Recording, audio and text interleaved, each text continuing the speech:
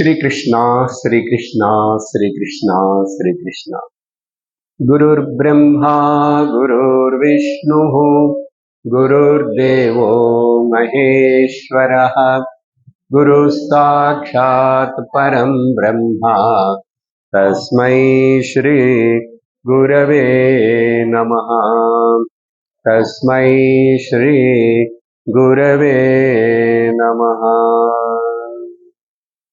श्रुतिस्मृतिपुराणानाम् आलयं करुणालयं नमामि भगवत्पादं शङ्करं लोकशङ्करं शङ्करं शङ्कराचार्यं केशवं बादरायणं सूत्रभाष्यकृतौ वन्दे भगवन्तौ पुनः पुनः।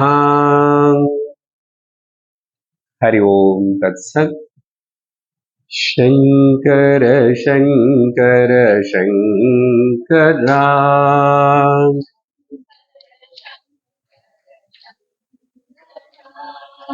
शंकर शंकर शंकरा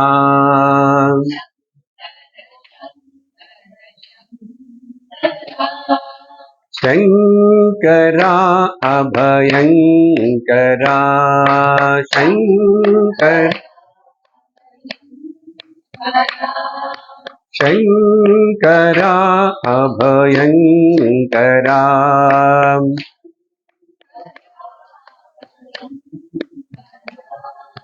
पाहि मां जगदीश्वरा पाहि मां ईश्वरा पाहि मां परमेश्वरा पाहि मां ईश्वरा। शंकर शंकर शंकरा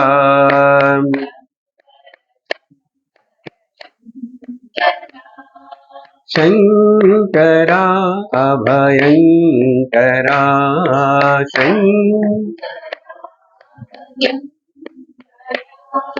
शंकरा अभयंकरा।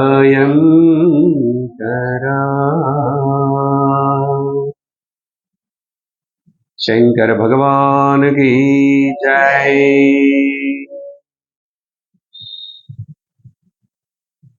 श्री शंकराचार्यर चरितम கடந்த சத்சங்கத்தில் ஸ்ரீ சங்கரர் ஆவிர்பாவத்துக்கு முன்னாடி இருந்த சூழ்நிலை என்ன అనేది நம்ம பேசிக்கொண்டிருக்கிறோம். என்ன அப்போதான் சங்கரருடைய அவதாரத்துடைய மகிமை முக்கியத்துவம் நமக்கு தெரியும். அதுல பொதுவா இருந்தது வைதிக மதம். ஆனா வைதிக மதமும் அழிஞ்சு போயிட்டு இருக்கு. கொஞ்சம் கொஞ்சம் க்ஷீண தசை அடைகிறது. அப்படின்னா யாரும் அனுஷ்டானங்கள் யக்ஞ யாகங்கள் நித்திய நைமித்திக கர்மங்கள் ஒழுங்கா பண்ண விரும்பாமே முக்கியமா செய்ய வேண்டிய சமுதாயத்துல 3 வர்ணங்கள் அவங்களும் பண்ண வேண்டியது இருக்கு. 4 வர்ணங்கள் அவங்களுக்கு கூட பலது சொல்லப்பட்டிருக்கு. அந்த வேதங்களை காப்பாற்ற வேண்டிய பிராமணர்கள் கூட வடித்தவரை சுவார்த்த புத்தினாலையும் சுகபோகங்களுக்கு அடிமையாயும் வேதங்களை கொஞ்சம் கொஞ்சம் விட்டுட்டாங்க. அது மேல இருக்கிற நம்பிக்கை விட்டுட்டாங்க. அப்படி இந்த சமயத்தில் முக்கியமா இவங்க வேதத்தினை நம்மளை வேத ஆச்சாரங்களை விட்டுட்டாங்க, சதாச்சாரங்களை விட்டுட்டாங்க. கேவலம் சம்சாரிகளாவே வாழ ஆரம்பிச்சிட்டாங்க. அந்த சமயத்துல மக்களுக்கு நிறையவே குழப்பம் ஏற்பட்டுச்சு, சாதாரண மக்களுக்குள்ள கூட. என்ன நிறைய வேதம் பேர்ல ஒரு காலகட்டத்தில் ஹிம்சை எல்லாம் தொடங்கிச்சு. யக்ஞ யாகங்கள் பசுபலி செய்யறதெல்லாம் பார்த்தாங்க. அப்புறம் பலவிதமான பேதங்களும் இருந்து சமுதாயத்தில் மக்கள் ரொம்ப கன்ஃபியூஷன் ஆயிருக்கிற சமயத்தில் அவங்க வேற ஏதாவது வழி இல்லையா அப்படின்னு சொல்லிட்டு இதுல இருந்து ஒதுக்கிக்கிறாங்க கொஞ்சம் கொஞ்சம். அந்த சமயத்தில் பகவான் புத்தருடைய அவதாரம் ஏற்பட்டது. அதுதானே பேசிட்டு இருக்கிறோம் நம்ம. அந்த புத்த அவதாரத்துல பல விஷயங்களை நான் உங்களுக்கு சொல்லியிருக்கேன். அப்புறம் புத்தர் சொன்னதை கூட வேதாந்த கருத்துக்கள் தான், வேதங்கள சொல்லப்பட்ட விஷயங்கள் தான் பேசியிருக்காரு.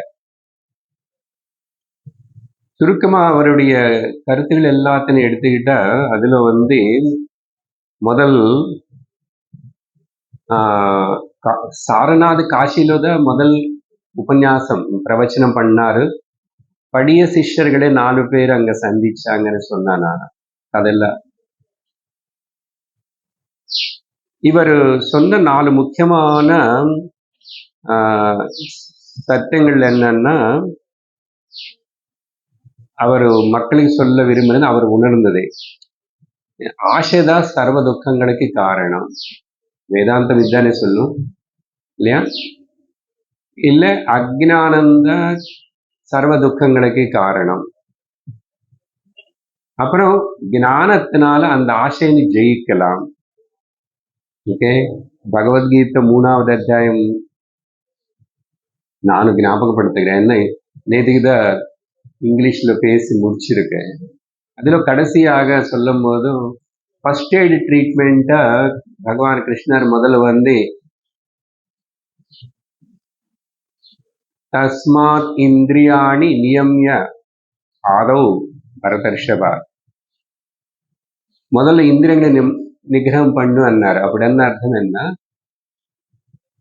ஷம தம உபரிதி முதலான விஷயங்களை ஃபர்ஸ்ட் எய்டு ட்ரீட்மெண்ட்டா 3 விஷயங்களும் சொன்னார். சரியா? தம, ஷம, அப்புறம் விவேகம் இருக்கணும்.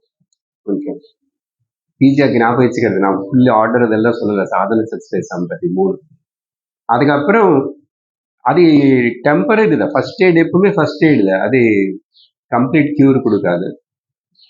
அப்போ பர்மனன்ட் சொல்யூஷனுக்கு ட்ரீட்மெண்ட் ஞானம் அடையணும்.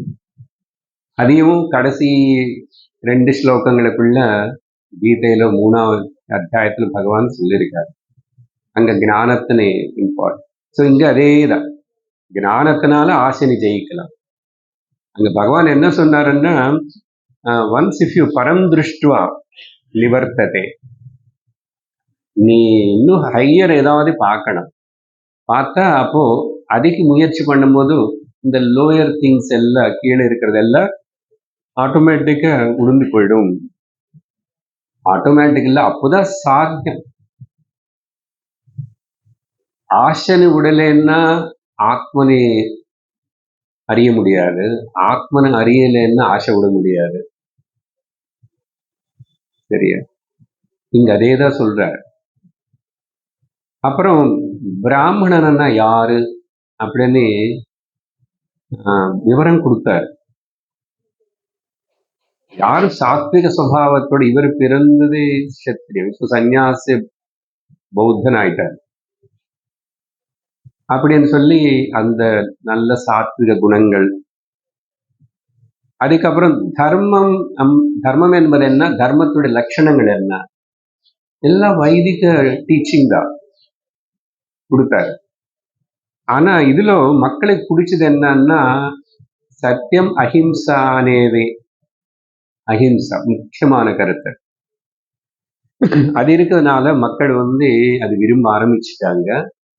ரொம்ப பெருசா வேத யக்ஞ யாகங்கள்னு சொல்லல, பாத்தீங்களா? இங்க நல்ல லட்சணங்கள் இருக்கிறவன் பிராமணனும் தர்மம் அனுசரிக்கணும். தர்மம் என்ன, பொய் சொல்லாம இருக்கிறது, அஹிம்சா, சத்தியம், அஸ்தேயம், அபரிகிரம், பிரம்மச்சரியம், இது எல்லாமே தர்மம் தானே.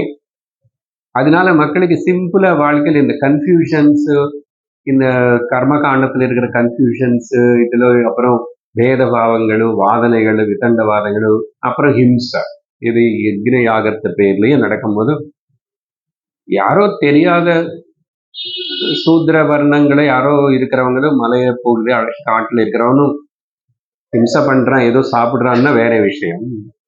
ஆனா இது இப்படி இருக்கிறது இதெல்லாம் அவங்களுக்கு கொஞ்சம் கஷ்டமா இருந்தது மக்களுக்கு. அப்போ இந்த டீச்சிங் வந்து அவங்களுக்கு பிடிச்சது. அது மட்டும் இல்லை, இந்த 4 முக்கியமான விஷயங்களை சொன்னதுக்கு அப்புறம் வேற ஒரு 4 வந்து அவருடைய அனுபவத்துல வந்து தெரிஞ்சது சொல்றாரு. இது வந்து இந்த ஜென்மம் எடுக்கிறதே ஒரு பெரிய problem. Life is evil. Life is evil. இது ஜென்மம் வந்துச்சு இல்ல, நம்ம அது பேசுறோம். சரீரமே ஒரு வியாதி, பிறக்கிறதே ஒரு வியாதி. அப்புறம் இது வந்து பந்தம். இதுக்கு காரணம் என்ன? இந்த இவில் தவறான பந்திக்கிற இந்த ஜென்ம நேதி வர்றது காரணம் அஜ்ஞானம். அப்புறம் இந்த அஜ்ஞானத்தினை நீக்கிக்க முடியும். சரியா? எப்படின்னா ஞானத்தினால. Sir, the right knowledge can remove the evil அப்படின்றாரு. ராங் நாலேஜ் சொல்ல இவில். சரியா? இது எல்லாமே நான் சுருக்கமா அவருடைய கருத்துன்னு சொல்லிட்டு இருக்கேன். அப்புறம் இன்னும் சுருங்கி இன்னும் கிளியரா அப்படி சொல்லணும்னா இவங்க ஒன்னா சொல்லுவோம் 8-fold பாத்துன்னு சொல்லுவாங்க. நம்ம அஷ்டாங்க யோகத்துல 8 விஷயங்கள் சொல்றது போது 8 முக்கியமான விஷயங்கள். சரியா? எல்லாத்தின் அவங்க என்ன சொல்லுவாங்கன்னா, சரியான நம்பிக்கை, ரைட் பிலீஃப், சரியான லட்சம், ரைட் எய்ம், அப்புறம் சரியான பேச்சு, ரைட் ஸ்பீச், அப்புறம் சரியான செயல், ரைட் ஆக்ஷன், அப்புறம் சரியான வாழ்க்கை முறை, ரைட் லிவிங், சரியான பிரயத்தனம், முயற்சி, ரைட் எஃபர்ட், அப்புறம் 7வது வந்து சரியான கவனம், கவனத்தோடு மைண்ட்ஃபுல்னஸ், ரைட் மைண்ட்ஃபுல்னஸ், அப்புறம் சரியான விதத்துல தியானம். ஏன் சரியான விதத்துல சரியா புரிஞ்சுட்டு பண்ண, ரைட் கான்டெம்ப்ளேஷன். இதுதான் 8. இது நல்லா இருக்கு. சரியா? மனசுக்கு மனுஷனுக்கு ஒரு நிம்மதி, சாந்தி எல்லாம் இருக்கு. 8. அப்புறம் சங்கரர் தசாவதார ஸ்தோத்திரத்தில் எழுதினார் இல்லையா? அதுல அப்போ தசாவதாரம் புத்தாவதாரம் பத்தியும் சொல்லணும். அந்த இடத்துல எழுதுறாரு, யோகினாம் சக்கரவர்த்தி எழுதுறாரு புத்தனை பத்தி. தெரியுமா? சங்கரர் யோகினாம் சக்கரவர்த்தி. அப்புறம் இப்படிப்பட்ட புத்தர் வந்து வெளியில போய் எல்லாருக்கும் பிரச்சாரம் பண்ண விரும்பல, நான் சொல்லியிருக்கேன் அன்னைக்கு இல்லையா? ஆனா தேவதர்களும் சித்தர்கள் இவர்கிட்ட முன்னாடி வந்து ரிக்வெஸ்ட் பண்றாங்க. நான் சொன்ன யாரு இந்த ஞானத்தினை யாரு புரிஞ்சுக்குவாங்க? இப்போ சொன்ன கருத்துகள் எல்லாமே ரொம்ப காம்ப்ரமைஸ் பண்ணி சிம்பிளிஃபை பண்ணி சொன்ன விஷயங்கள். ஞானம் என்பது தனியா சுத்தமா அது இருக்கு. அவர் அனுபவம் வந்து ஸ்வரூப ஞானம் தான். அது ஒருத்தருக்கு அப்படி சொல்லி டிரான்ஸ்ஃபர் பண்ண முடியாது. அது ஏத்துக்கிறதுக்கு தகுதி இருக்கிறவன் முன்னாடி இருக்கணும் இல்லையோ? அதனால அப்படி சொல்லும் போது இல்ல ரொம்ப நீங்க எக்ஸ்பெக்ட் பண்ற மாதிரி தகுதி எல்லாருக்கும் இருக்காது. அப்புறம் ரொம்ப கீழே மட்டமா இருக்கிற அவங்களுக்கு போக முடியாது. நடுவில் சில பேர் இருக்காங்க. ஓகே, அவங்களுக்காக சில பேரும் இந்த துக்கத்தினை நீக்கிக்கணும், சம்சாரத்தின் வெளியே வரணும்னு ஏதோ தேடுறவங்க இருக்காங்க. அவங்களுக்காக நீங்க உபதேசம் பண்ணணும்னு சொன்ன அதுக்கப்புறம் அவருடைய பேச்சு ஆரம்பிச்சது. அதுக்கப்புறம் மெயினா ஞானம், கருணா, தயா, இதெல்லாம் மட்டும் இல்லாம அவர்கிட்ட இருக்கிற அந்த கரிஷ்மா சொல்லுவாங்க. அப்படின்னா தேஜஸ். பார்த்தவர் ரொம்ப தேஜஸா இருக்காருன்னு சொல்லுவாங்க. இது எல்லாருக்கும் இருக்காது. அது இருக்கணும்னு அவசியம் இல்லை. ஆனா புத்தருக்கு ஒரு பிளஸ் பாயிண்ட் அது. ஏன் முதல் ராஜகுமாரர், ராஜகுமாரரே ராஜ்யம், ராஜ பதவி எல்லாம் விட்டுட்டு, வீடு விட்டுட்டு தெருல நடந்து போறாரே, இவர் சொல்றாருன்னா மக்களுக்கு ஒரு அட்ராக்ஷன் தானே. எப்பவுமே சமுதாயத்துல நிறைய பேர் ஆகர்ஷிக்கணும்னா ஏதோ இப்படிப்பட்ட ஒரு ஸ்பெஷாலிட்டி இருக்கணும். அவருக்கு அந்த ராஜகுமாரன் అనేది அவருடைய ஸ்டேச்சர், அவருடைய சரீரம், ராஜகுமார்னு சாதாரணமா இருப்பாரு. அதே மாதிரிதான் விவேகானந்தருக்கு கூட அந்த கரிஷ்மா இருந்தது. விவேகானந்தர் நிக்கிறது மக்களுக்கு பிடிக்கும், அவரை போடுற ட்ரெஸ்ஸே பிடிக்கும், ஸ்பீச் சொல்லவே வேண்டாம். இதெல்லாம் ஒரு அட்ராக்ஷன் தான். அது வேற ரொம்ப யங், புத்தர் இன்னும் சின்னவர் தான், சரியா? அதனால எல்லாருக்கும் அந்த ஒரு அட்ராக்ஷன் இருந்தது. இந்த காரணங்களால் மேல ஞானமும் கருணா பிளஸ் அந்த எக்ஸ்ட்ரா அட்ராக்ஷன், கரிஷ்மான்னு சொல்லுவோம். இதனால அவருடைய பேச்சு, அவருடைய விஷயங்களை வந்து காட்டு தீ போல் பறந்து எல்லா பக்கம் வியாபிச்சது. அப்போதான் புத்த மதமா ஆயிடுத்து தவிர புத்தன் இருக்கும்போது புத்த மதம் இல்லை. அவர் எந்த மதம் அப்படி சொல்லணும்னு விரும்பி வரல. ஆனா வேதத்தின் எங்கமே கூட கூட வச்சுக்காம, இப்போ பிளஸ் பாயிண்ட்ஸ் எல்லாம் சொல்லிட்டேன், ஆனா எங்க தவறி ஆயிடுச்சு, என்ன ஆயிடுச்சு அதுக்கப்புறம்னா வேதத்தினை சப்போர்ட்டா வச்சுக்கல, வேதத்தினை பத்தி சொல்றதே இல்லை, ஈஸ்வரனே இன்னொருத்தர் அதை பத்தியும் சொல்றது இல்லை, எல்லாம் வேல்யூஸ் மாதிரி இதே சொல்லிட்டு வந்ததுனால அப்போ அது என்ன ஆயிடுச்சு, இன்னொன்னு கருணனால வந்தவங்க எல்லாருமே அவர் வரவேற்கிறாரு, சேர்த்துக்கிறாரு.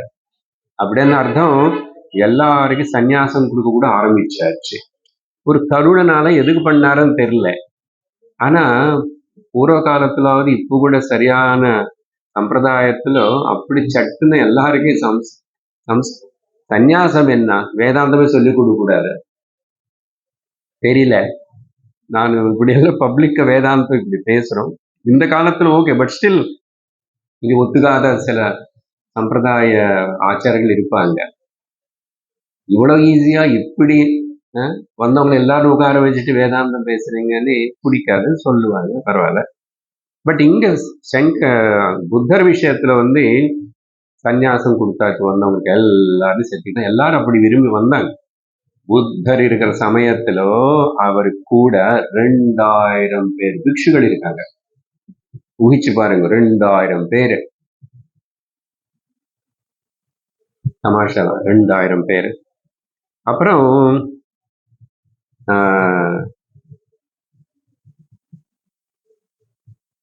இன்னொரு பக்கம் காண்ட்ரா, நம்ம வியாசர்னு பத்தி சொல்லும் போதும் வியாசர் இப்படி எல்லாம் அழகா கரிஷ்மா இருக்கிறவர் இல்லை. அவர் பாரதத்திலேயே அவர் ரொம்ப கருப்பா இருப்பாரு, குள்ளமா இருப்பாரு, முடியல ஒரு மாதிரி இருக்கும், அப்படி இல்லாதான் அங்க வர்ணனம்.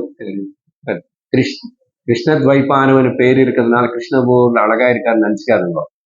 வியாசர் நம்ம தான் போட்டோன்னு அப்படி ஏதோ போட்டுக்கிறோம், அப்படி இருப்பாரு. ஆமா, அதனாலதான் அம்பிகா அம்பாலிகா அவங்கள போய் குழந்தை பெருகிறதுக்காக வியாசர்னி கூப்பிட்டாங்க அவங்க அம்மா சத்தியவதி.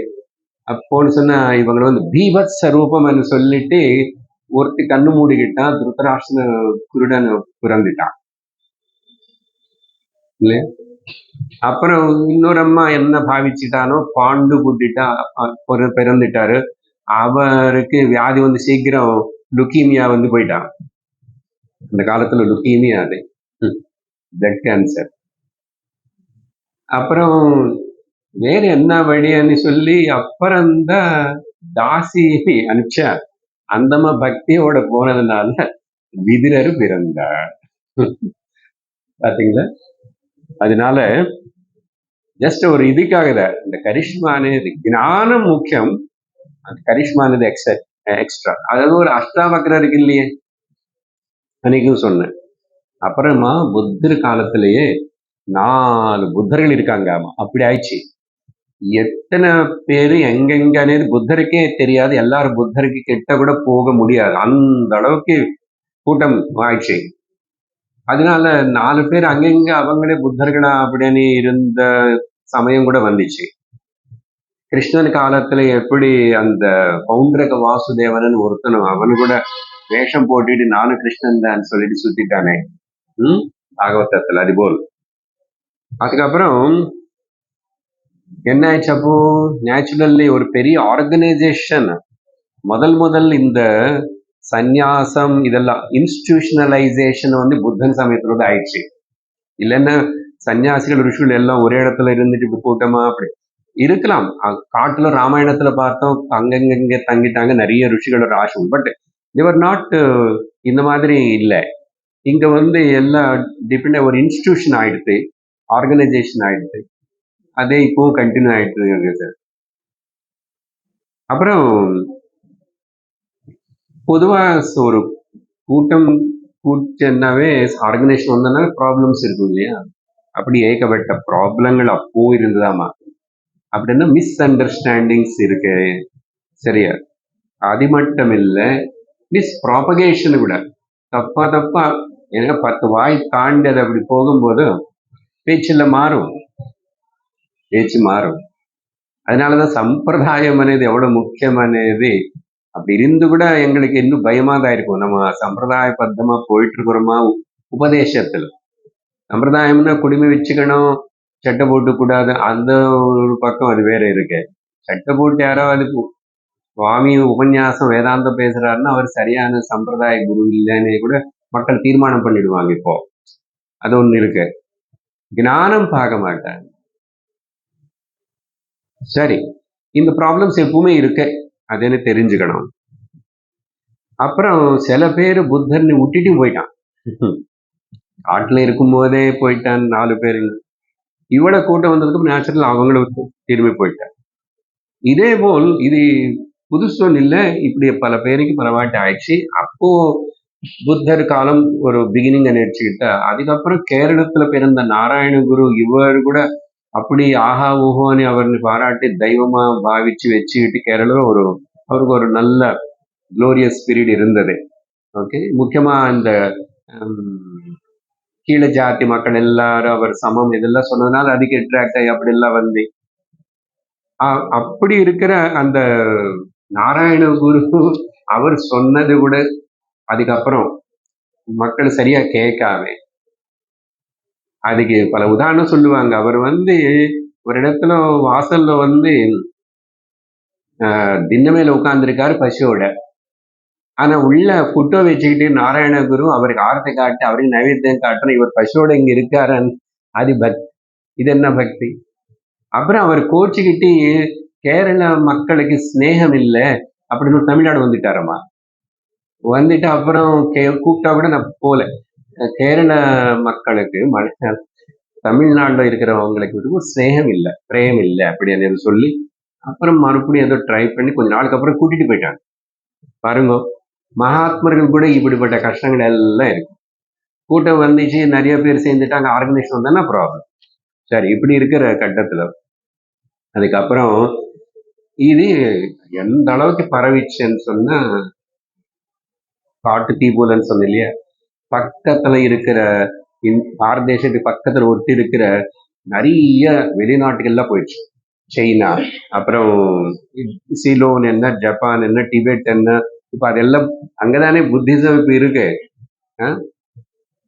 அந்த ரீஜன்ஸ் எல்லாத்திலும் புத்திஸ்ட் நிறைய பேர் இருக்காங்க.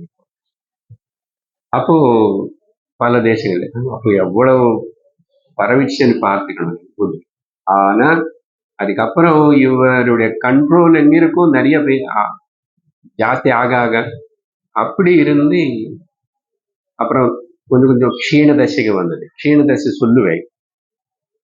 ஆக்சுவலி கிரைஸ்தவ மதம் கூட புத்த மதத்துல இருந்துதான் பிறந்தது. ஓகே, அதெல்லாம் ஹிஸ்டாரிக்கல் எவிடன்சஸ் நிறைய இருக்கு. அப்புறம் ஆராய்ச்சி பண்ணு. கிரைஸ்துடைய சின்ன வயசுலமா 13ல இருந்து 28 வயசு வரைக்கும் அவருடைய வாழ்க்கையுடைய விஷயம் எங்கவே எழுதுனதே இல்லையாமா, காணும். எங்க இருக்காரு, என்ன ஆயிடுச்சுன்னு தெரியாதா. அந்த சமயத்துல அவரு பாரத நாட்டுக்கு வந்து நிறைய பௌத்த ஆராமங்கள், அப்பவே பௌத்த ஆராமங்கள் நிறைய வந்துச்சு, மொனாஸ்ட்ரிஸ். அங்கெல்லாம் போய் இன்னும் சொல்ல வந்த இந்த நலந்தா தக்ஷசிலானே number one and the first university, world university in the world, Takshashila, Nalanda. அதெல்லாம் கொளுத்திட்டாங்க. அப்புறம் அதோட பேக்ரவுண்ட் அது எரிஞ்சு போறதே, அந்த புஸ்தகங்கள் அங்க இருக்கிற ஓலை வாட்டவர் அந்த காலத்துல பல மாதங்கள் எரிஞ்சு போயிட்டே இருக்குதாம். இமேஜின் பண்ணி பாருங்க. கிரைஸ்ட் கூட அங்க வந்து படிச்சாரு. இங்க இருக்கிற ஆரிய சம்பிரதாயம் எல்லாம் பார்த்தாரு. புத்தர்னு பார்க்கல. அது தாண்டி போச்சு. புத்தர் 80 வயசு தான் இருந்தாரு. அந்த அப்புறம் கடைசியில அவர் காலமானதுக்கு அப்புறம் மகா நிர்வாணவன். அப்புறம் அதுக்குள்ளேயே பிளஸ் அதுக்கப்புறம் நிறைய ஆயிடுச்சு. ஸோ கிரைஸ்தவ மதத்தோட ஆரிஜின் கூட இங்கதான் இருக்கு. அதுக்கு அப்புறம் தான் கிரைஸ்தவன் போய் அங்க நல்ல விஷயங்கள், கருணா, தயா, இந்த மாதிரி விஷயங்கள் தான் பேசி அப்படி இருந்தாரு. அது ஒரு பக்கம் அது அப்படி உருவாயிடுச்சு. சரி, அப்போ சனாதன ஹிந்து தர்மம் அடிஞ்சு போயிட்டு இங்க புத்த மதம் எப்படி ஆயிடுச்சுன்னா, புத்தனுடைய ஞானத்தினை புரிஞ்சுக்கிற லெவலுக்கு யாரும் இவங்க வரல. ஏன்னா எல்லாருக்கும் கொடுத்த என்ன ஆகும், அவனுக்கு தகுதி இருக்கா இல்லையா? ஆனா ஒரு திறமை என்னன்னா, மக்கள் என்ன பண்ணுவாங்க, அவங்க வந்து குருவுடைய நிலைக்கு, அவருடைய டீச்சிங்ஸ் நிலைக்கு வராம அவருடைய சம்பிரதாயத்தினும் அவருடைய டீச்சிங்ஸ் வந்து இவங்க லெவலுக்கு இழுப்பாங்க. சாமர்த்தியம் முக்கியமா பிற்காலத்துல. அதனாலதான் பௌத்த மதத்துல பல பிரிவுகள், பல வகையான கருத்துகள், அப்புறம் அப்படியாயி இப்படியாயி அந்தந்த தேசத்துல பல நாட்டுக்கு போயிடுச்சு. அவங்க இஷ்டத்துக்கு அவங்க தனியா இன்டர்பிரேட் பண்ணி, யாருக்கு ஒரு மூலம் ஆதாரம் இல்லை. புத்தர் சொன்னது என்னன்னு அவங்களுக்கு ரீச் ஆகல. ஏன்னா அந்த அளவுக்கு அப்படி பரவி போகும்போதும் அப்படிப்பட்ட ப்ராப்ளம் வரும். அதனால என்ன ஆகும், அவன் சொன்னது அவன் ஒரு புது மதம். புத்த மதத்துக்கு பல அபிப்பிராயங்கள், பல பிரிவுகள் வந்துச்சு. அந்த பிரிவுகளுக்கு கூட தான் லேட்டரான் வந்த நம்ம ஆச்சாரியர்கள், வேதாந்த ஆச்சாரியர்கள், சங்கரர், இவங்க எல்லாரும் வாதனை பண்ணி அந்த புத்த மதத்துல இருக்கிறது எல்லாம் தப்பு. புத்தர் கூட பேசல இவங்க யாருமே, யாரும் சங்கரராவது. புத்த மதத்தினை பிரம்மசூத்திர பாஷ்யங்களுக்குள்ள ஜெயின மதத்தினை ரொம்ப கண்டனம் பண்ணுவேன். இங்க இன்னொன்னு சொல்லணும் நடுவில். இப்போதான் இங்க ஒரே சமயம் ஆல்மோஸ்ட் புத்தர் ஜெயினர் இருந்தது. அப்ப ஜெயின மதமும் இன்னொரு பக்கம் அதே வந்துச்சு. ஆனா புத்த மதம் அளவுக்கு ரொம்ப பெருசு ஆகல, ஆனா ஆயிடுச்சு ஒரு அளவுக்கு. அவங்களும் நல்ல இதே கருத்துக்கள் தான். முக்கியமா அஹிம்சா, அப்புறம் மாம்சபட்சணம் பண்ணக்கூடாது, இதெல்லாம் நல்ல விஷயங்கள். அவங்களும் வேதத்தின் ஈஸ்வரனை, வேத சனாத்தன வைதிக மதத்தினை தள்ளி வச்சுட்டு அப்புறம் மகாவீரரே தான் சொன்னதை அப்படி. அப்ப அவரே தெய்வம், அவர் சொன்ன புஸ்தகம் தவிர வேதத்தை விட்டுட்டான். பகவான் கிருஷ்ணரே கீதையில சொல்லும்போது அர்ஜுனகிட்ட வேதம் வச்சுதான் ஆகாரம் பண்ணி கட்டோபனிஷத்துல வந்து அதுல இப்படி சொன்னாங்கன்னு சொல்றாரு தவிர, இது நான் புதுசா சொன்னேன், நான் தான் சொன்னேன், இது எடுத்துக்கோ, யாரும் முன்னாடி சொல்ல, அப்படி சொல்லவே இல்லை. இதுதான் ரிஷி வைதிக தர்மம்.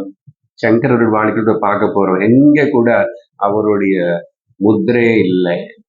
சங்கரர் முக்கியம் இல்லை, அவருடைய ஞானம், அது எல்லாருக்கும் வேண்டியது வைதிக ஞானம், அது முக்கியம். வேதம் முக்கியம். இங்க அதெல்லாம் போனதுனால அப்புறம் சனாதன அனுபவி புத்த மதம். கடைசியில புத்த மதம் வந்து இப்படி ஆகி பரவிச்சு, எல்லாம் ஆயிடுச்சு. எங்க வரைக்கும் வந்தாங்கன்னா, அஹிம்சனேது முக்கியமா கருத்து வச்சு இருக்கிற அவங்களே ஹிம்சனை செய்ய ஆரம்பிச்சுட்டாங்க. அதுக்கு ரொம்ப எவிடென்டான வந்து நம்ம தமிழ்நாடுலயே மணிவாசகர், இப்படிப்பட்ட தமிழ பக்தர்களுடைய அவருடைய பதிகங்களுக்குள்ளேயே பார்க்கலாம்.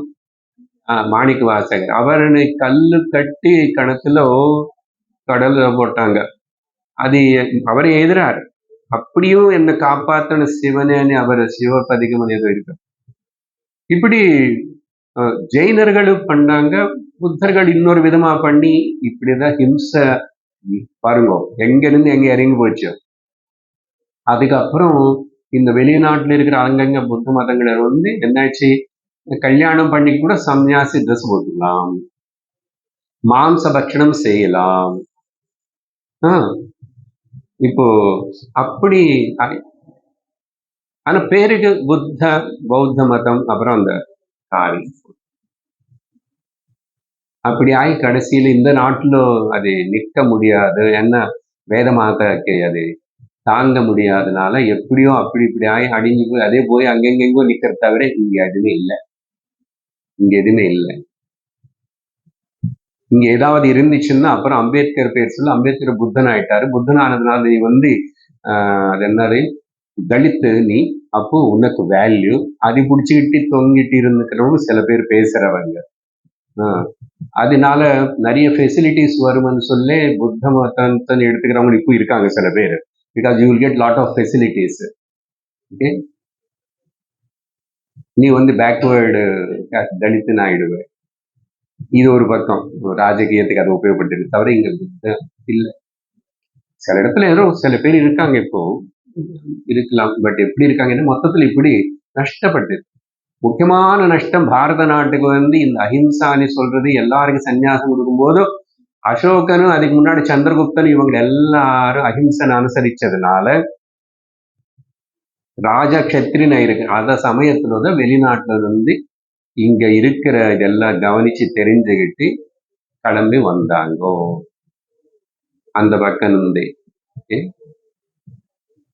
அப்புறம் அந்த சவுதி அரேபியால பிறந்த மஹமத் முஸ்லிம் மதம் அவங்க அதுக்கு முன்னாடியே துருஷ்கர்கள் கனிஷ்கர்கள் எவர இருக்காங்க. இவங்க எல்லாரும் வந்து காட்டு மராண்டிகள் போல் அப்படி வந்து கப்பல்லையோ எப்படியோ இப்படி தாண்டி வந்து அப்படி வந்து இங்க கொள்ளடிக்க ஆரம்பிச்சு இங்க ராஜாக்கு ஒரு சக்தி இல்லை, நமக்குள்ள நமக்கு நிறைய பிரிவுகளும் இது வேற புத்த மதம் சொன்னதால நாட்டினை காப்பாற்ற வேண்டிய அந்த எல்லைகளுக்குள்ள இருக்கிற நாடுகள் இருக்கிற ராஜாக்கள் எல்லாரும் அஹிம்சா அஹிம்சான்னு சொல்லிட்டு கை கட்டி இருக்கிறதுனால 2000 வருஷம் அடிமையா இருந்தோம்.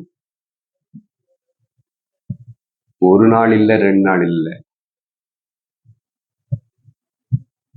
பார்த்தீங்களா? ஸோ இந்த மாதிரி ஆயிடுத்து.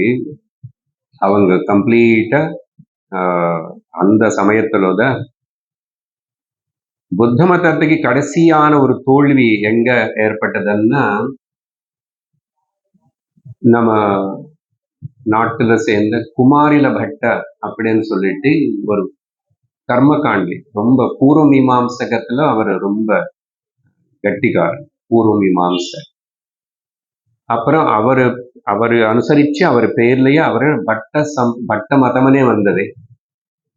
அவரு ஓரளவுக்கு அந்த வேதத்தின் பிடிச்சி வேதத்துல இருக்கிற முன்பாகம் கர்மகாண்ட இது எல்லாத்தையும் அப்படி பேசும்போது அங்க பௌத்தர்கள் எல்லாருமே நல்லாவே வாதிச்சு அவங்க சொல்றதெல்லாம் தவறுன்னு சொல்லி ஒரு அளவுக்கு அவர் அந்த வைதிக பூர்வ மீமாம்ச கர்மகாண்ட தர்மத்தினை காப்பாத்திட்டே இருந்தாரு குமாரில பட்டர். அவரு அவ்வளவு பிரச்சாரம் அவரு கூட பிரசித்தி. அப்போ பௌத்தர்கள் எல்லாரும் வாய் மூடிட்டு அப்படி அப்படி அடங்கிட்டாங்க, போயிட்டாங்க, அங்கெங்கோ இதாயிருக்கு. பட் லேட்டரான் நம்ம இப்போ வந்து குமாரல பட்டனை கூட சங்கரர் வந்து வேதாந்தத்துக்குள்ள கொண்டு வருவார்.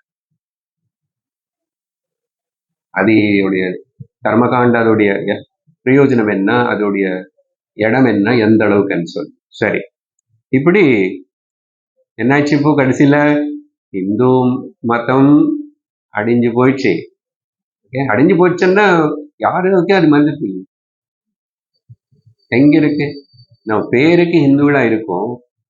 ஓகே, எத்தனை பேருக்கு இங்க கங்கைன்னு வந்து கங்கா நதின்னு பார்த்து தாயனை சொல்ற ஒரு பாவனை வருது. இங்க எல்லாமே புனிதம்.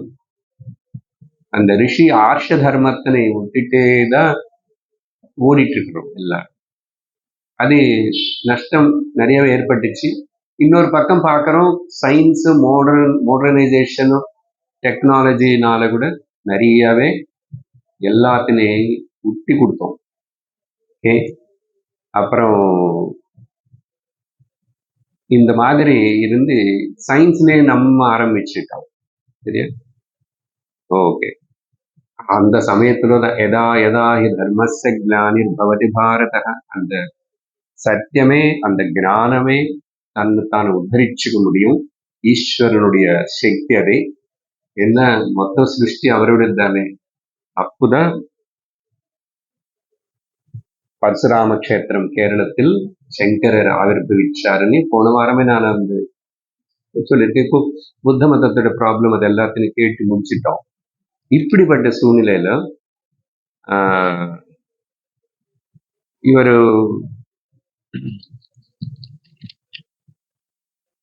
ஒரு சங்கரோட ஆவிர்பாவம்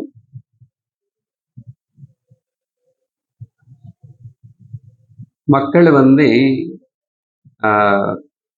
தபஸு, ஸ்ரத்தா, அப்புறம் ஞானம், இதுக்கு முக்கியத்துவம் கொடுக்காம புத்தினி எல்லாம் பகிர்முகமா திருப்பிட்டாங்க. சயின்ஸ் அப்படி இப்படி.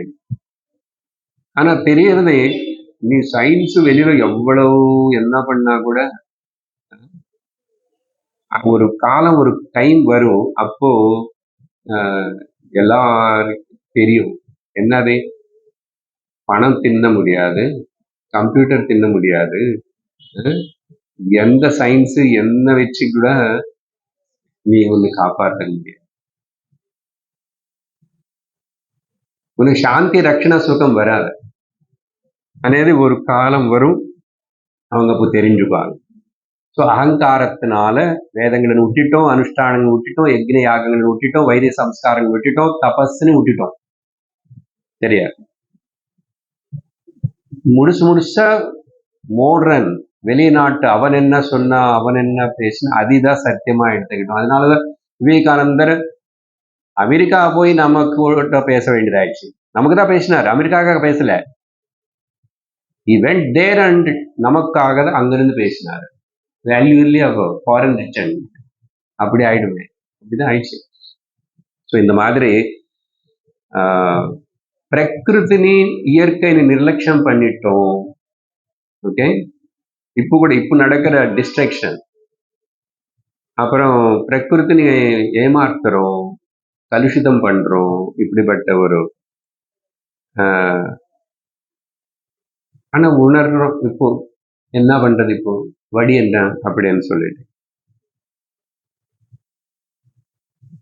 இது புரியணும்னு இப்ப நான் சொன்ன கருத்து உங்களுக்கு மகாபாரதத்தில் பீஷ்மர் தர்மராஜன் கிட்ட கடைசியாக அந்த அம்புசெய்ய மேல படுத்திருந்து சொன்ன ஒரு கதை, ஜஸ்ட் சிம்பிளா சொல்றேன்.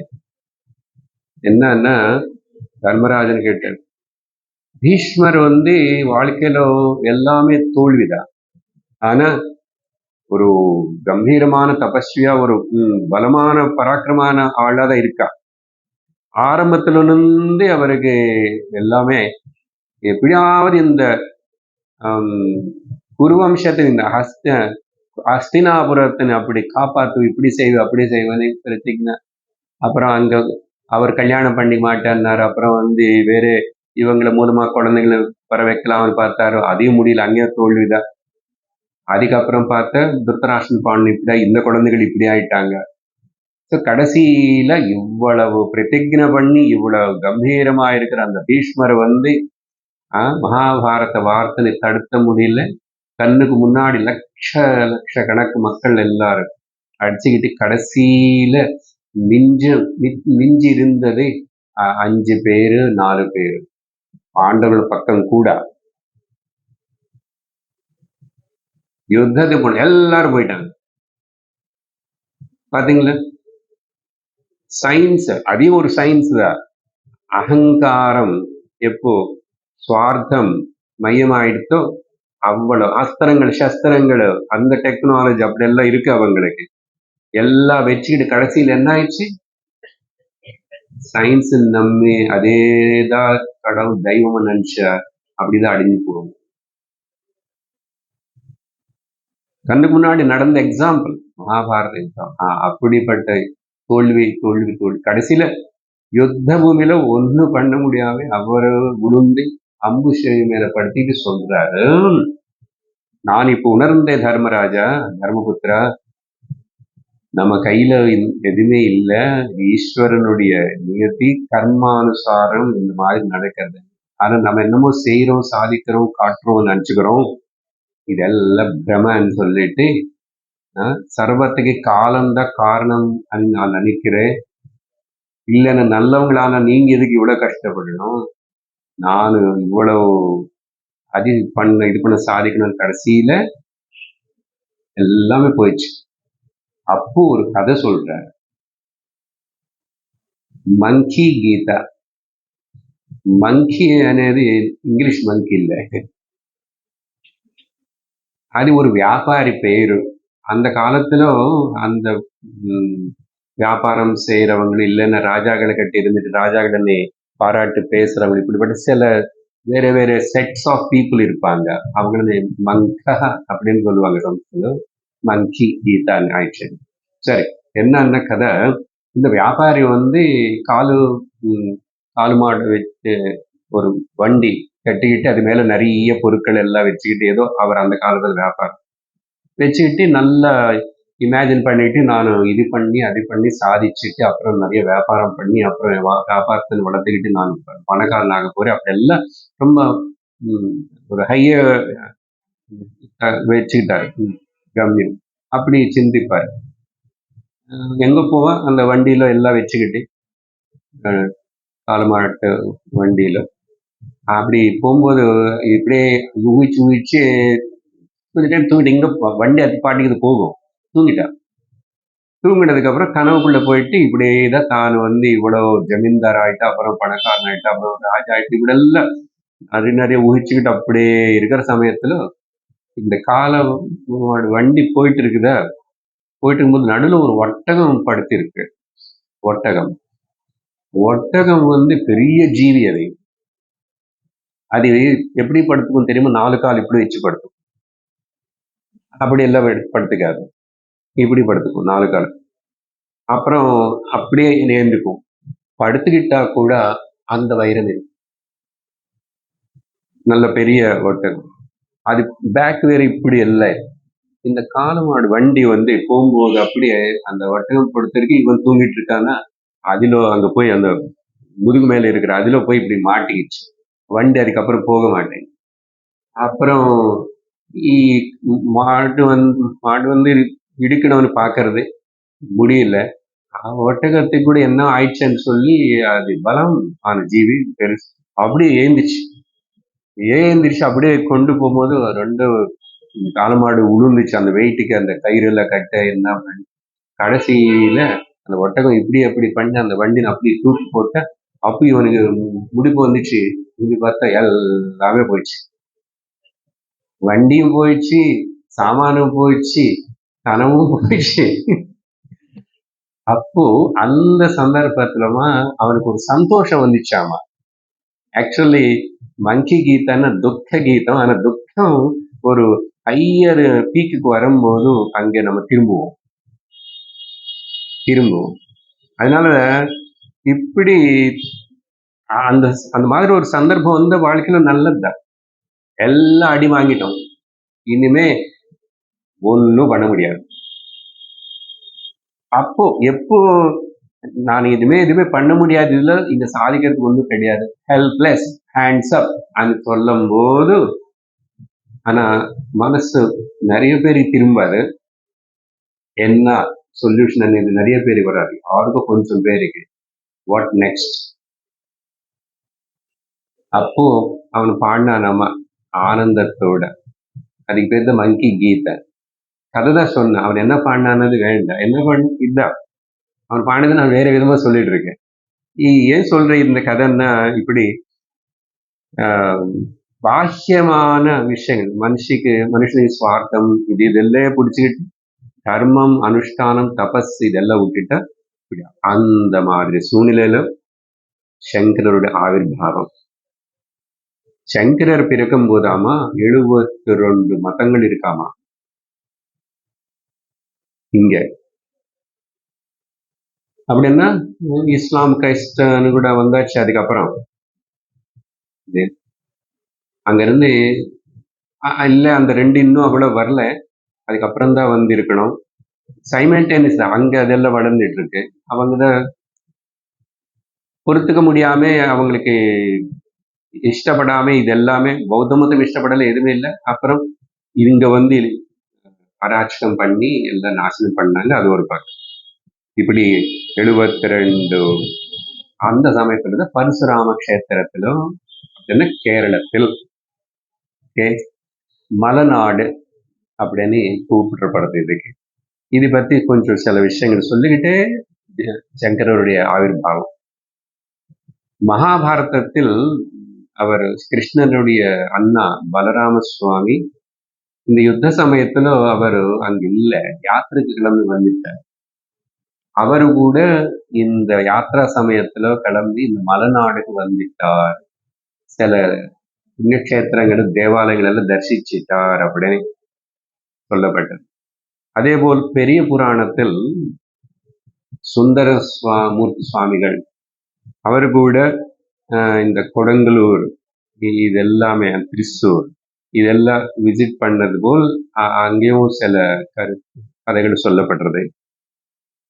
ஆக்சுவலி இந்த மலைநாடு கேரள இப்ப பரசுராம கஷேத்திரம் சொல்றதை வந்து கன்னியாகுமரியிலிருந்து கோகர்ணம் வரையும். அதனால இது முன்னாடி இப்ப இருக்கிறது பார்க்க கூடாது. கேரளன்னா இது தமிழ்நாடு, அது தமிழ்நாடு கேரளா ரெண்டும் சேர்ந்துதான் இருந்தது. மொத்தம் பாஞ்ச திராவிட தேசங்கள்னு சொல்லுவோம். பஞ்ச திராவிட தேசங்கள் இருக்கு. அப்படி சாஸ்திரத்திலேயே முன்னாடி போய் பார்த்த புராணத்தம் கூட இருக்கு. தமிழ்நாடு தனியா பேர் இல்லை. அப்போ திராவிட தேசம், அதுக்கப்புறம் மலைநாடு, கேரளா, ஆந்திரா, கர்நாடகா, மகாராஷ்டிரா, இந்த 5 வந்து திராவிட தேசங்கள். அதுக்கப்புறம் பெங்கால், ஒரிசா அது அப்படி இருக்கும்போது கவுட தேசங்கள். அதனால கவுடபாதர் அங்கிருந்து வந்தார். இப்படி ஜஸ்ட் டு பைஃபர்கேட் அப்படிதான் சொல்றது. ஆனா இதுல இன்டர்மிக்ஸா தான் அப்படியே சேர்ந்து இருக்கின்றது. சரியா? சரி, கன்னியாகுமரி இந்த கோகர்ணம் வந்து இப்ப கர்நாடகால அங்க இருக்கு. இந்த பிரதேசம் எல்லாமே ரொம்ப மலைகளுக்கூடையும் அப்புறம் வன பிராந்தமாவும் நதிகள் அப்புறம் ரொம்ப பச்சை லேண்ட், அப்படி பச்சையா இருக்கு. நல்ல பச்சை லேண்ட் அப்படி இருக்கு, அற்புதமான. ஆனா அந்த அந்த பிட்டு மொத்தம் சமுத்திரத்துக்குள்ள கொஞ்சம் கொஞ்சம் கொஞ்சம் கொஞ்சம் ஷ்ரிங்க் ஆகி போயிட்டு இருக்குதாமா. அது எப்போ, எந்த காலத்துலயும் ஓகே சமுத்திரத்துக்குள்ள. அப்போ பரசுராமர் வந்தாராமா.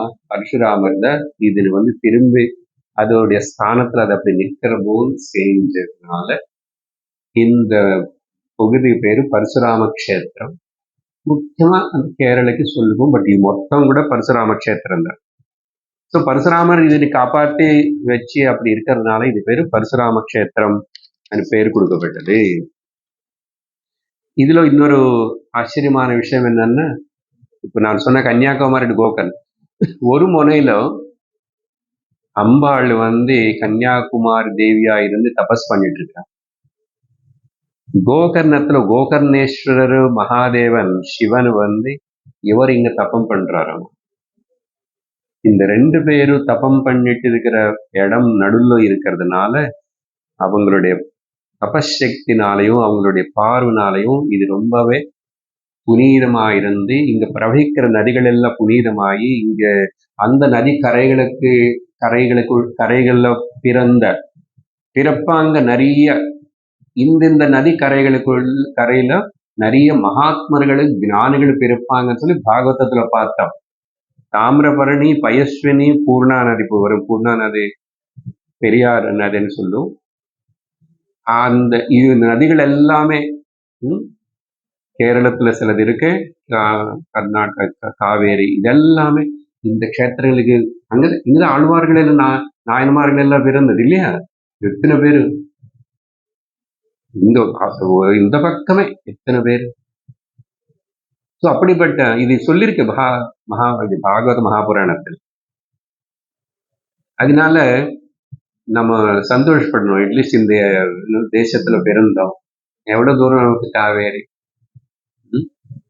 அதனால பட்டாத்ரி நாராயண வேதினாரு அவர் ஒரு இடத்துல சொல்லுவார், ஸோ நானும் இதோ இந்த நதிக்கு பக்கத்துல இந்த இடத்துல பிறந்தேன், அப்போ நான் உங்க லிஸ்ட்ல இருக்குல்ல, நீ என்ன கை விடக்கூடாதுன்னு சொல்லிட்டு குருவாயூரப்ப கூட பேசுவார். அவன் சொல்லுவார், நீ என்ன விட முடியாது, நான் வந்துட்டேன், ஒரு லிஸ்ட்ல வந்துட்டாங்க நான்.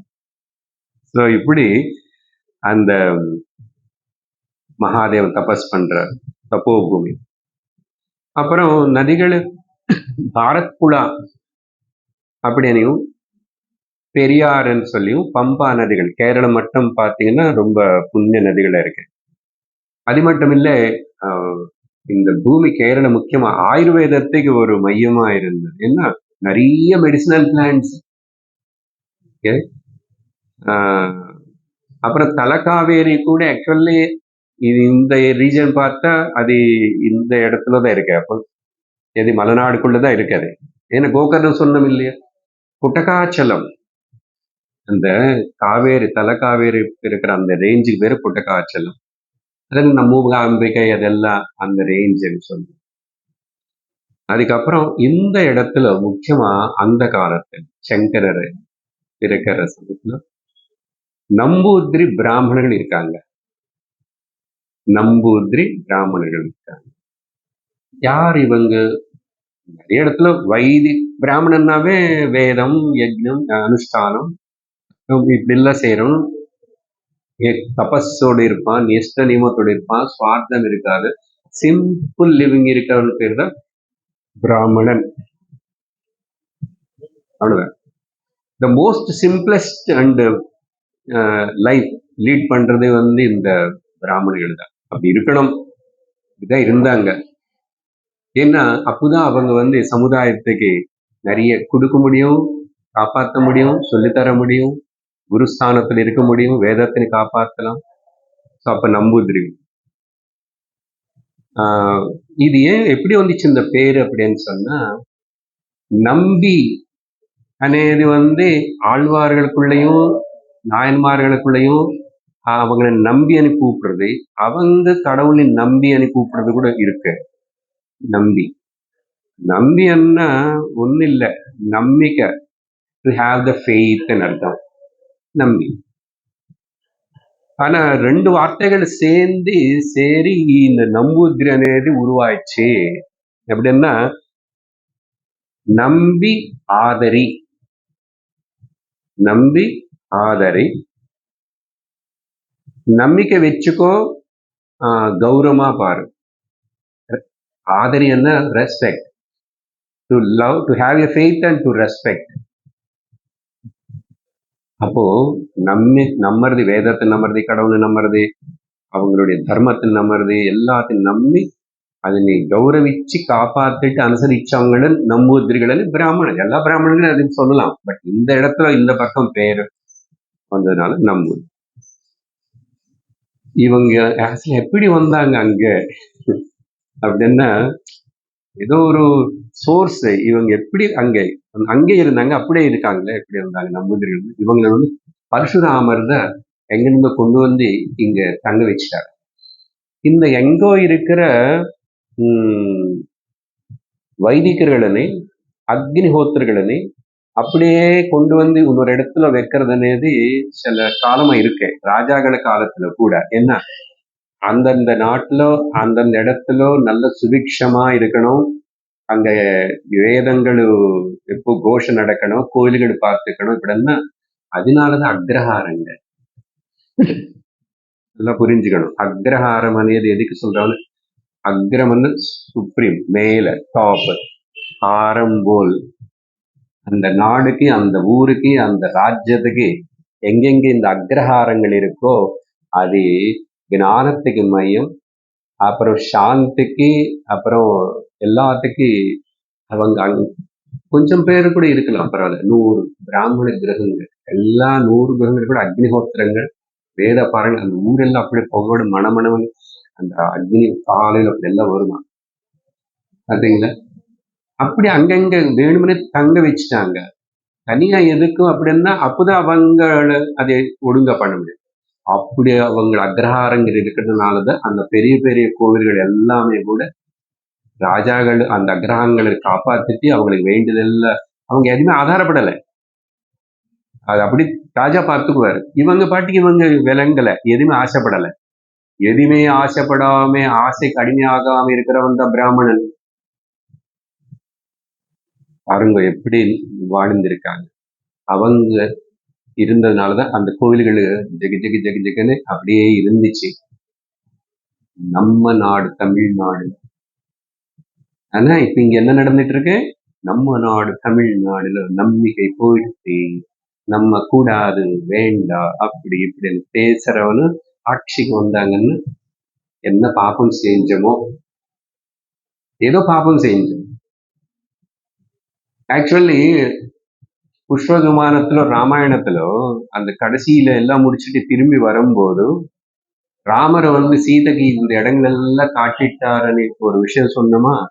அதுக்கு காரணம் என்ன தெரியுமா? அன்னைக்கு சொன்னானே இல்லையா எனக்கு ஞாபகம் இல்லை. தாயாருடைய கண்ணீர் உளுந்தது இந்த இடமெல்லாம் ராவணனை கூட்டிட்டு போகும்போது இல்லையா. அதனால அந்த தாயார் கண்ணீர் விழுந்ததுல துக்கமாய் இங்க இந்த இடமெல்லாம் ரொம்ப கஞ்சமாயி சாப்பாட்டுக்கு மழைக்கு இது எல்லாத்தையும் கஷ்டப்படாம இருக்கணும்னு சொல்லிட்டு திரும்பி தாயாரோட திருஷ்டி பட்டு இந்த இடம் எல்லாம் சுபிக்ஷமா இருக்கணும். என்ன லக்ஷ்மி தேவி தானே, அதனால கருணை காட்டணும்னு ராமர் அப்படி எல்லாத்துலையும் காட்டிட்டு இடிப்பாரு, அடிப்பாரு, இடிப்பாரு, இந்த இடம் பாரு, அந்த இடம் பாரு காட்டிட்டாரு. அதுதான் காரணம். அதனாலதான் நல்லதா இருக்கும். எப்படிப்பட்ட கோவில்கள், எப்படிப்பட்ட ராஜாக்கள் என்னென்ன பண்ணாங்க, என்ன கல்ச்சர்னா அவ்வளவு ஸ்ட்ராங்கா. ஏன்னா நமக்கு தாக்குதல் இந்த 2000 வருஷம் நமக்கு சங்கரர் வாழ்க்கைக்குள்ள போகணும்னா இந்த கிராண்ட் விஷன் இருக்கணும் ஒன்னு அன்னைக்கு. அதனால என்னென்னமோ பேசுறாரு நடுவுலன்னு சொல்லாது. இந்த 2000 காலத்துல நமக்கு பெரிய தாக்குதல் வரல, நேரா கொஞ்சம் கொஞ்சம் வந்த இந்த பார்டர்ஸ்ல அங்கெல்லாம் ராஜஸ்தான் அது இது இந்த பார்த்த கடற்கரை மலைப்பகுதியில எவ்வளவு. அதனால அங்க இங்க இருக்கிற அளவுக்கு இந்த கல்ச்சர், வேதம், இந்த சம்பிரதாயம், சனாதன தர்மம் இப்ப கூட இந்த வேதம் படிக்கிறது பர்ஃபெக்ஷன்னா தமிழ்நாடு தெரியுமா. நார்த் இந்தியாவுக்கு போனா உங்களுக்கு இந்த அளவுக்கு அந்த வேதம் உடைய இது பார்க்க முடியாது. மாறிப்போச்சு. என்ன பார்ப்போம், அடி அடி அடி வாங்கி அடி வாங்கி பயந்து பயந்து எப்படி இருக்கும்போது எப்படி காப்பாத்திட்டு இது இருக்கு இன்னும். ஆனா பக்தி நிறைய மூமெண்ட் அங்க இருக்கு. இங்க ஆச்சாரம், ஸ்வதர்மம், அனுஷ்டானம், இந்த கல்ச்சர், டான்ஸ் ஆவது, எத்தனை கலைகள் ஒரு ஒரு மாநிலத்தில் நம்ப முடியுமா? இத்தனை எப்படி இருந்துச்சு, எப்படி பண்ணாங்க, எப்படி காப்பாத்திட்டாங்க. இப்ப இவ்வளவு டெக்னாலஜி, இவ்வளவு டிரான்ஸ்போர்டேஷன் அது இதுன்னு சொல்லுவோம். ஊகிச்சு பாருங்க எப்படி இருந்தாங்க. ஏன்னா இது எல்லாத்துக்கும் ஒரு அந்த ட்ரைனிங் சென்டர் போல ஒரு டைனமோ இருக்கணும், ஒரு ஜெனரேட்டர் இருக்கணும்.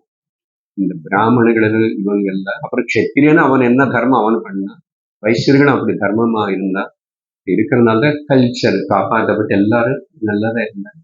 ஆனா ஆஸ் யூஷுவல் காலம் அப்படி.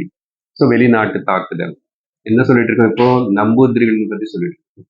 பரசுராமர் எங்க இருந்து இவர் கொண்டு வந்தாருன்னது நிறைய ஒரு ரிசர்ச், நமக்கு அது பாயிண்ட் இல்லை, அது முடிவு தேட முடியாது. ஆந்திரா நின்ற, கர்நாடகா நின்ற, மகாராஷ்டிரா நின்று, இல்லைன்னா காஷ்மீர் நின்றா அது கூட சந்தேகம் இருக்கு. அதனால அது இப்ப கூட பத்ரிநாத்ல சங்கரர் பிரதிஷ்டை பண்ண அந்த பத்ரி நாராயண கோவில் என்ன அப்போ அந்த விஷ்ணுடைய சாலக்கிராமம் எங்கோ தண்ணிலோ ஜலத்திலோ இருந்தாமா காலத்துல. சங்கரர் வந்ததுக்கு அப்புறம் தரிசனம் பண்ணிதான் அந்த சாலக்கிராமம் அங்க திரும்பி கொண்டு வருவார். அங்க இப்ப கூட பூஜாரி அந்த கோவில்ல நம்பூதிரி, அசிஸ்டன்ஸ் வேற யாராவது இருக்கலாம். அப்போ எங்க கேரளா, எங்க காஷ்மீர், இங்க இருந்து அங்க கொண்டு போக இப்படி இல்லை. சரி, அதனால இந்த இது லிங்க் பண்ணி பார்க்கும்போதும் சில அன்இமேஜினபிள். அதனால இந்த சங்கரருடைய பெருமையோ, இந்த சனாதன ருஷி பரம்பரையோட பெருமையோ, இந்த தர்மத்தோட பெருமையோ தெரியணும்னு ஒரு இடத்துல உட்கார்ந்து இப்படி கேட்டா புரியாது, போய் பார்க்கணும். அப்போதான் தெரியும். இங்க சங்கரர் வந்தார், இந்த கோவில்ல இந்த பாட்டை பாடினார், இந்த இடத்துக்கு சங்கரர் வந்தார் அப்படின்னு உங்களுக்கு நீங்க போய் கேட்டா சொல்லிட்டே இருப்பாங்க.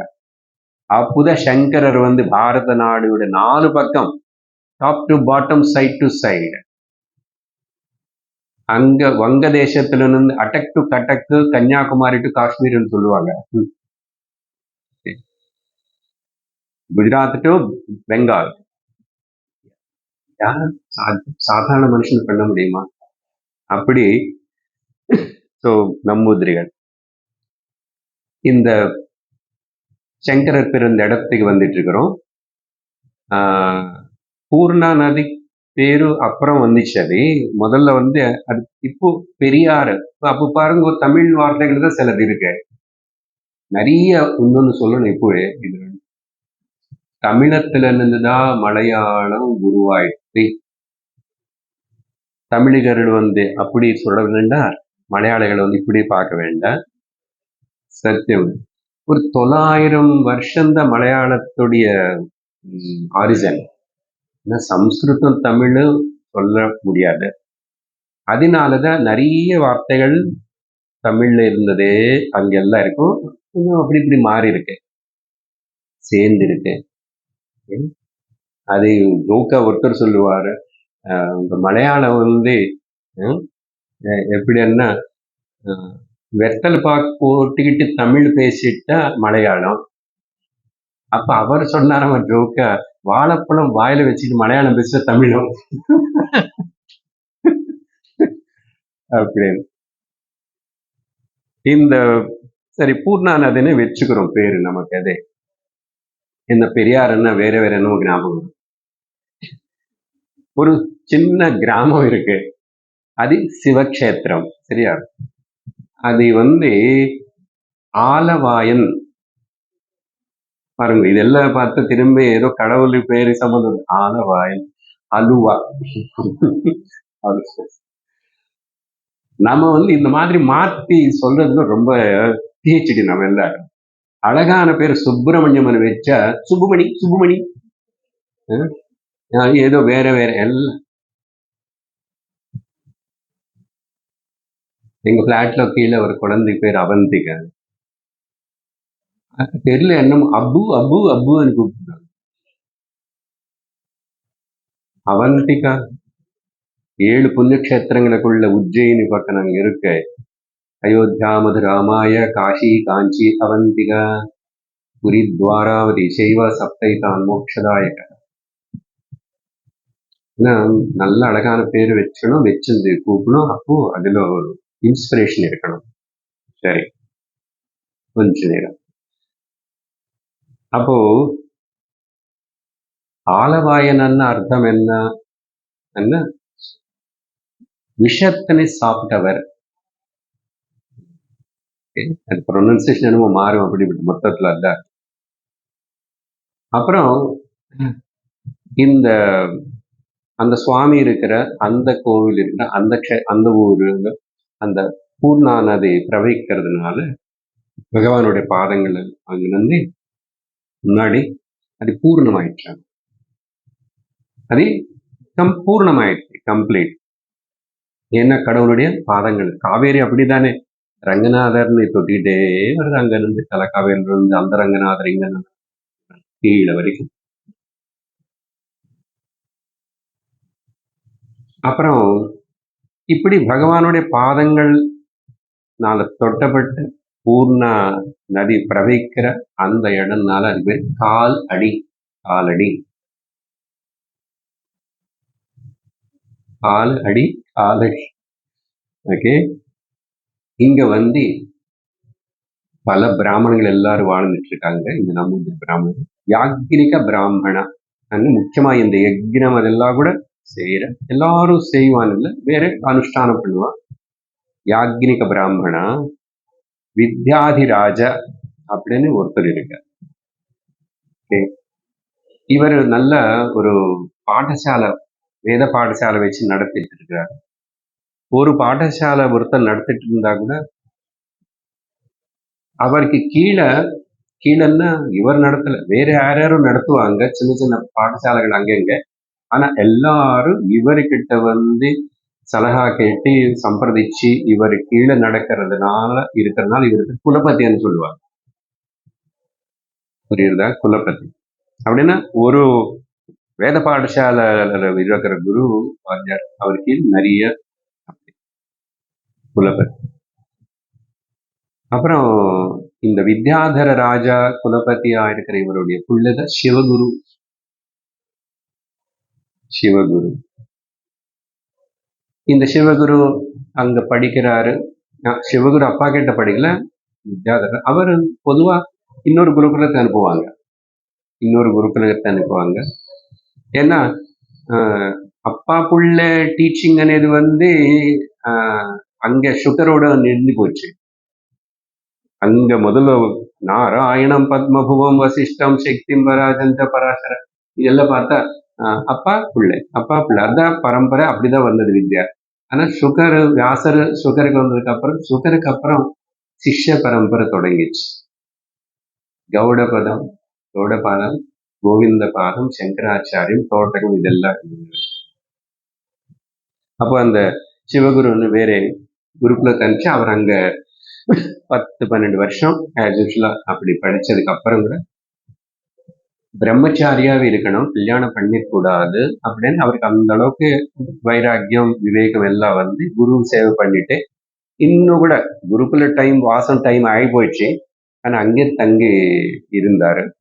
குரு சரி இருக்கிறான்னு சொல்லி குரு ஒன்றும் உடனே போன்னு சொல்லலை. ஆனா அப்புறம் வீட்டுல இருந்து அவருக்கு உடம்பு சரியில்லை. அப்பா வித்யாதர ராஜா தகவல் அனுப்பிச்சாரு, எங்க பிள்ளைன்னு ஆயிடுச்சு, ரொம்ப நாள் குருகுலத்தை வந்து அனுப்ப சொல்லி தகவல் அனுப்பிச்சா குரு சொன்னாரு, நல்லதுதான், இந்த டைம் போய்தான் ஆகணும் சிவகுருன்னு சொல்லி கூப்பிட்டு சொன்னார். இவருக்கு ரொம்ப சோர்ந்து போயிட்டார். அப்ப குரு கிட்ட சொல்றாரு கூட, சுவாமி எனக்கு சம்சாரம் கிரகஸ்தன ஆகணும்னு ஆசை இல்லை. உங்களுக்கும் தெரியும், ஒரு வாட்டி சம்சாரங்களை இறங்கும் போது நல்லாதான் இருக்கும், ஆனா திரும்பி வருது ரொம்ப கஷ்டம் அப்படின்னா அந்த மாதிரி மெச்சூரிட்டி இருக்கு. இது எப்படின்னா சம்சாரம்னா the unmarried people want to go into this enter into this circle, the married people want to escape from this circle. அப்படின்னு சொன்னா குரு அப்போது ஒன்றும் பேசி சொல்லலையாம அப்படி விட்டுட்டாரு. இவருக்கு கொஞ்சம் மனசு கஷ்டமா இருந்துச்சு. எல்லாம் ஒரு நாள் யாருக்கும் சொல்லாம அந்த ஆசிரமத்துல அங்கெல்லாம் கொஞ்சம் அப்படியே தோட்டம் பக்கம் எங்கோ காட்டு பக்கம் போய் மௌனமா அப்படி நேரமா இருந்துட்டு ஒரு மரத்து கீழே உட்காந்து அங்கே ஏதோ ஜலம் இருந்த குடிச்சிட்டு அப்படியே ஒரு தியான நிலை போல் அப்படி இருந்தார். கவலைப்படலை. அப்படி இருக்கும்போது திடீர்னு கனவுக்குள்ள போயிட்டார். அந்த கனவுல அவருக்கு அற்புதமான ஒரு உபதேசம் கிடைக்கும். கனவு சத்தியமா அப்படின்னு சொன்னா, கனவுல மகாத்மர்களோ பகவானோ வந்தா அது சில விஷயங்கள் அதெல்லாம் சத்தியம்தான். கனவுக்கே ஒரு சாஸ்திரம் இருக்கு. உலகம் எல்லாம் கனவுதானே சொல்லி வேதாந்தம் சொல்றோம். இப்போ வந்து நம்ம அந்த வேதாந்த ஸ்திதில இருந்து பேசல, சாதாரணமா சொல்லும் போது என்ன நிறைய பக்தாளோட வாழ்க்கைகள் எங்க பார்த்தா கூட அவங்களுக்கு கனவுல இப்படி ஆயிடுச்சு, இப்படி தர்ஷனம் கிடைச்சது, அப்படி ஆயிடுச்சு, இப்படி சந்தேஷம் கிடைச்சது, இப்படி உபதேசம் கிடைச்சது அனுபவம். அது சத்தியம்தான், சத்தியம். அந்த பக்குவத்தை இருந்து அப்படி முக்கியங்க மகான்கள் வந்து கனவுல வரமாட்டார், கடவுள் கூட வரமாட்டார். கடவுள் ராமாயணம் அவ்வளவு கேட்ட கூட ஒரு ராமாயணம் சொல்ற பாகவத்தார் கேட்கிறாரு சுவாமி சிவானந்த கிட்ட, சுவாமி நான் 30 வருஷமா ராமாயணம் சொல்லிட்டு இருக்கேன், ஒரு நாள் கூட ராமர் எனக்கு கனவுல வரவே மாட்டுறாருன்னு சொன்னேன். வேற யாரும் சோர்பணக்கா தாட்டைக்கு அவங்க எல்லாம் வராங்கன்னா அப்படி ஏன்னா நீ ராமாயணம் சொல்லி முடிச்சதுக்கு அப்புறம் எவ்வளவு தட்ச சம்பாவனை வருமான்னு எதிர்பார்த்துட்டு தான் நீ ராமாயணம் சொல்லிட்டு இருக்க. சரி பரவாயில்ல, வந்தாச்சுல, இவங்க எல்லாரும் வந்து வந்து போகட்டும். எல்லாமே காலியாகி அதுக்கப்புறம் கொஞ்சம் கொஞ்சம் அதுக்கப்புறம் சுக்ரீவன் வருவான், வாலி வருவான், அவங்களும் போயிடுவாங்க. அப்புறம் ஹனுமான்ஜி வருவாரு, அதுக்கப்புறம் தான் சத்ருக்ன பரத லக்ஷ்மணா வருவார், அப்புறம் தான் சீதாராமர் வருவாரு. அதனால கவலைப்படாது, வருவாரு அப்படின்னு சமாதானம் சொன்னார். அந்த கனவுல யார் வந்தாங்க, என்ன சொன்னாங்க, என்ன ஆயிடுச்சு, அதெல்லாம் நம்ம அடுத்த சத்சங்கத்துல பார்ப்போம். ஓம் பூர்ணமத பூர்ணமிதம் பூர்ணாத் பூர்ணமுதச்யதே பூர்ணஸ்ய பூர்ணமாதாய பூர்ணமேவாவசிஷ்யதே. ஓம் சாந்தி சாந்தி சாந்தி. ஹரி ஓம் ஸ்ரீ குருப்யோ நமः. ஹரி ஓம். ஹரி ஓம் தத்சத்.